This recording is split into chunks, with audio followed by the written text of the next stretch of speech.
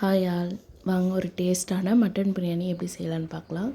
தேவையான பொருள் வந்து நான் மட்டன் 1 kg, பெரிய வெங்காயம், தக்காளி, புதினா, கொத்தமல்லி, இஞ்சி பூண்டு பேஸ்ட்டு, அப்புறம் சின்ன வெங்காயம் பேஸ்ட்டு தனித்தனியாக. ஃபஸ்ட்டு கடாயை வச்சுட்டு நம்ம நெய்யும் சுத்தமான கடலெண்ணெய், செக்கெண்ணெய் அது ஆட் பண்ணிவிட்டு புதினா போட்டுக்கிறோம். நம்ம கொஞ்சம் புதினா போட்டுட்டு நம்ம கொஞ்சம் நேரம் வதக்கிட்டு தாளிப்புக்காக நம்ம பெரிய வெங்காயம் கொஞ்சமாக சேர்த்துக்கிறோம். சிக்கன் பிரியாணிக்கு நம்ம பெரிய வெங்காயம் நிறைய சேர்க்கும், அந்த மாதிரிலாம் சேர்க்க தேவையில்லை. மட்டன் பிரியாணி பொறுத்தவரையும் நமக்கு சின்ன வெங்காயம் தான் அதிகமாக தேவை. அதனால் நம்ம தாளிப்புக்காக பெரிய வெங்காயம் கொஞ்சமாக ஆட் பண்ணிக்கிறோம். ஆட் பண்ணிவிட்டு கொஞ்சம் நேரம் வதக்கிக்கலாம்.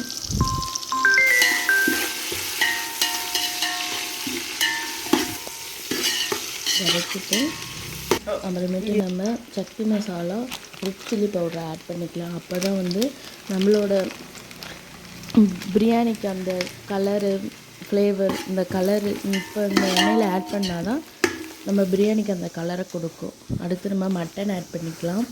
ஏன்னா மட்டன் ஏன் முன்னாடியே ஆட் பண்ணுறோன்னா, மட்டன் ஆட் பண்ணால் தான் வேகும். சிக்கன் பிரியாணிக்கு எல்லாத்தையும் மசாலா எல்லாத்தையும் சேர்த்துட்டு அப்புறமேட்டு ஆட் பண்ணுவோம். ஆனால் மட்டன் பிரியாணிக்கு நம்ம முன்னாடியே ஆட் பண்ணால் தான் மட்டன் நல்லா வேகும்.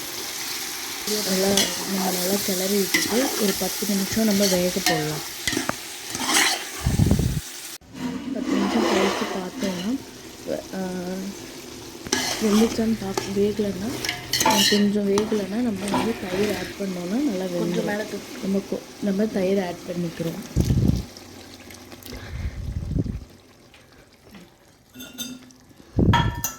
தயிர் ஆட் பண்ணி நம்ம ஒரு கிண்டிட்டு தக்காளி ஆட் பண்ணிக்கலாம். தக்காளி ஆட் பண்ணிவிட்டு தக்காளி நம்ம நிறைய சேர்க்க வேணாம், கம்மியாக சேர்த்தா போதும். நம்ம சிக்கன் பிரியாணி அளவுக்கு தக்காளி சேர்க்க தேவையில்லை.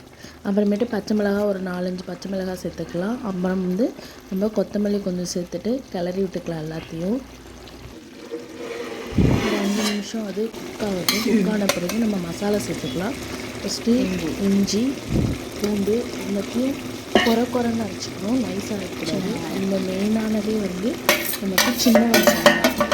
1 கிலோ பிரியாணி போடுறோம், 1 கிலோ 1.5 கிலோ பிரியாணினா அதுக்கு வந்து 200 கிராம் இல்லைன்னா 250 கிராம் நம்ம சின்ன வெங்காயம் சேர்த்துக்கணும். அப்புறமேட்டு நம்ம மட்டன் மசாலா அரைச்சிக்கிறோம். என்னென்னா பட்டை, ஏலக்காய், கிராம்பு.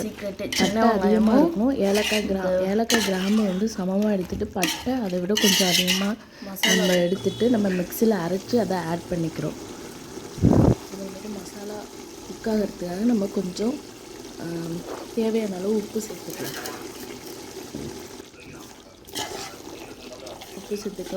இப்போ 1 கிளாஸ் வந்து நம்ம வந்து 1 கிளாஸ் வந்து ரைஸ் எடுத்துருக்கோன்னா 1.5 கிளாஸ் நம்ம தண்ணி சேர்த்துக்கணும்.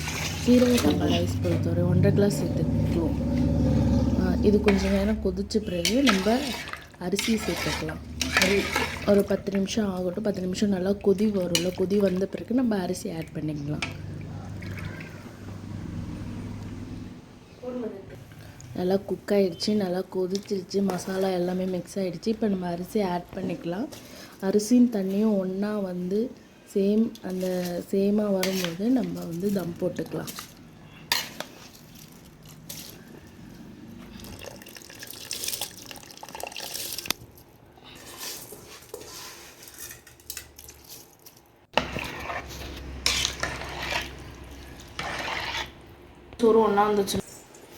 இப்போ சேமாக ஆகிடுச்சு. நம்ம இப்போ தம் போட்டுக்கலாம்.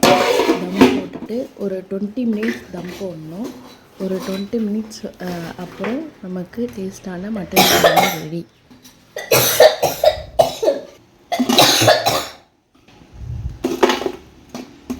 எல்லோரும் வீட்டில் செஞ்சு பார்த்துட்டு நல்லா இருந்தால் கமெண்ட் பண்ணுங்கள். ஓகே, பாய்.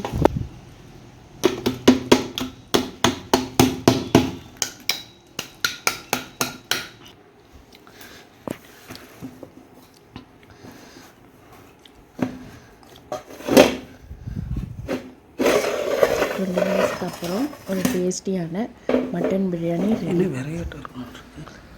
நல்லா உதிரியாக நல்லா இருக்குது பாருங்கள்.